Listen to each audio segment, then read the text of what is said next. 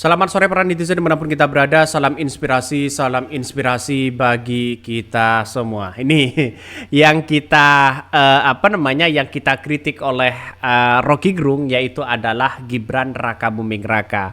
Bahkan Rocky Gerung menilai ide Gibran setelah dilantik tidak akan membuat bergairah. Kenapa? Karena ya bisa saja Gibran ini dijadikan ban serep mereka seperti yang dilakukan oleh Kiai Ma'ruf Amin begitu kan ya. Bisa saja ini dikucilkan di situ begitu kan. Akibatnya apa yang terjadi? Sebenarnya posisi dari presiden dan wakil presiden itu harus posisinya sama. Tapi kan seimbang mereka. Gibran kan dianggap sebagai orang yang kemudian tidak punya gagasan. Tapi inilah politik kita begitu kan ya. Ke depan apakah nantinya benar-benar penting begitu kan ya terhadap wakilnya atau bagaimana. Tapi yang jelas bagi kami adalah ketika melihat dengan sebuah realitas sekarang ya, kemana-mana saja Prabowo itu sendirian ya, tidak bersama wakilnya. Ada apa ini? Sedangkan Anies Baswedan dan Caimin walaupun mereka kalah, mereka berkeliling ke Aceh di situ ya, menyambut dan menghargai para pendukung-pendukung mereka, merawat pendukung-pendukung mereka di situ karena kemenangan mutlak di Aceh itu sangat luar biasa. Dan pada hakikatnya mereka dengan Anies Baswedan dan Caimin padahal mereka sudah bubar begitu. Artinya apa? Benar juga apa yang disampaikan Rocky Gerung ini, bukan tidak mungkin mereka akan tidak membuat bergairah dan sebagainya begitu kan. Akibatnya ya orang-orang mereka begitu kan ya tidak begitu lagi membutuhkan sebagai wapres. Dalam artian ya bisa saja jadi ban serep. Ini pengamat politik ya, Rocky Gerung menilai ide putra sulung Presiden Joko Widodo atau Jokowi ya, ini wakil presiden terpilih Gibran Raka Buming Raka setelah dilantik sebagai orang kedua RI tidak membuat bergairah. Pasalnya ide Gibran untuk langsung kerja setelah dilantik menjadi wapres tidak menjelaskan lebih lanjut apa yang ingin dikerjakan. Padahal seharusnya menurut ya Rocky Gerung ya menilai bahwa ada statement resmi yang mengatakan isu keadaan dunia.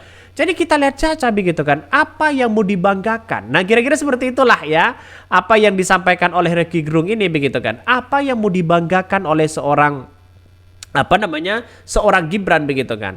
Tidak dianggap kurang berpengalaman bagaimana wawasan dunia, apa yang kita hadapi kepada bangsa kita. Jadi bangsa kita sebenarnya bukan hanya kita keberlanjutan. Kalau keberlanjutan di era Jokowi itu sudah tidak tren di negara demokrasi modern begitu kan. Ya itu aja mereka. Ya kita lihat saja membangun tol ya, membangun IKN, membangun kereta cepat. Ya kita lihat saja apakah mereka sangat bergengsi ya ketika melihat dengan sebuah realitas ekonomi kita. Ekonomi kita tidak baik-baik aja, malah membuat ini, membuat itu dan sebagainya. Artinya ini harus ada terobosan baru agar apa? Agar menciptakan ya kita harus bisa bersaing dengan dunia begitu kan. Ya kalau hilirisasi sana sini, tapi toh pada hakikatnya yang hilirisasi Cina juga begitu kan. Jadi menurut saya pribadi dianggap Gibran ini tidak punya terobosan baru. Artinya tidak bergairah. Mereka hanya melanjutkan program-program Jokowi itu aja mereka begitu kan. Ya kalau nggak makan siang gratis atau apa dan sebagainya. Justru ini dikritik oleh habis-habisan oleh Rocky Gerung ya. Bahkan mereka mengatakan ya coba lihat kalimat Gibran pertama itu, begitu dilantik kami akan langsung kerja. Kerja. Itu kan apa? Itu kan gak ide-ide yang membuat kita bergairah. Apa yang mau dikerjain ya, ucapnya.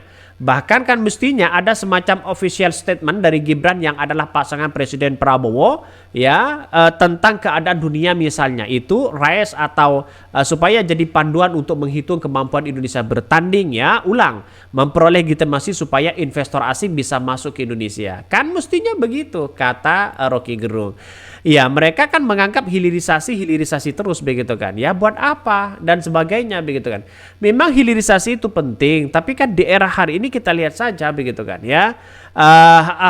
Prabowo itu harus punya terobosan baru seperti yang kemudian dilakukan oleh Anies Baswedan. Sangat luar biasa. Jadi pada intinya ya di era hari ini justru Prabowo di hari pertama dilantik, besoknya banyak orang-orang yang kemudian minta jatah menteri, yang inti minta jatah, yang ini minta jatah, sehingga pusing mereka. Ke 100 hari Prabowo dilantik ya kita lihat saja apakah mereka bisa bekerja atau masih saling tidak solid di dalam kubu koalisi Prabowo Gibran. Nah, sekarang kita lihat saja ya, masih kue-kue jabatan mulai saling rebutan di situ begitu, sehingga tidak maksimal bagi seorang Prabowo, kecuali Prabowo menentukan sendiri, wah ini menterinya dan sebagainya. Tapi kan di belakang dari seorang Prabowo di situ kan ada Jokowi begitu kan.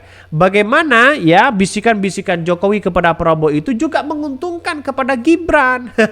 Kalau mereka tidak menguntungkan pada Gibran, pasti dia ditolak begitu kan. Seperti contoh misalnya kabarnya PDP ya dapat jatah menteri dan sebagainya. Maka Jokowi ya pasti tidak terima dong begitu kan ya.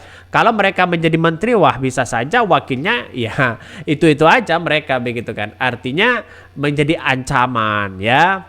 Bahkan sebelumnya Wakil Presiden terpilih Gibran Rakabuming Raka mengaku akan langsung kerja usai dirinya resmi dilantik ya sebagai RI 2 pada 20 Oktober 2004. Jadi nanti kita dilantik langsung kita kerja dan mengeksekusi.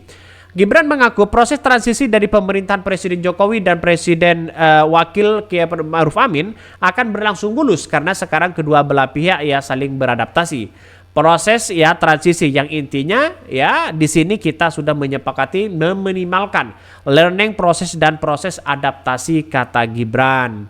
Bahkan ya mereka mengatakan di sisi lain Gibran mengaku akan melakukan quick win ya.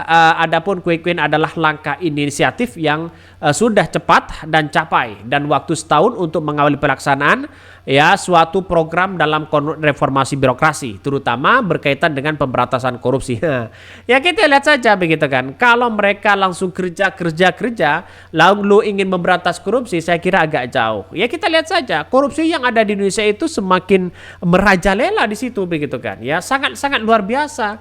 Jadi sehingga menjadi budaya ya orang-orang yang korupsi hanya diberikan sanksi ya 10 tahun, ya bisa saja 5 tahun, bisa saja bebas di situ. Seharusnya mereka ya dirampas atau dimiskinkan mereka baru ya masyarakat itu percaya.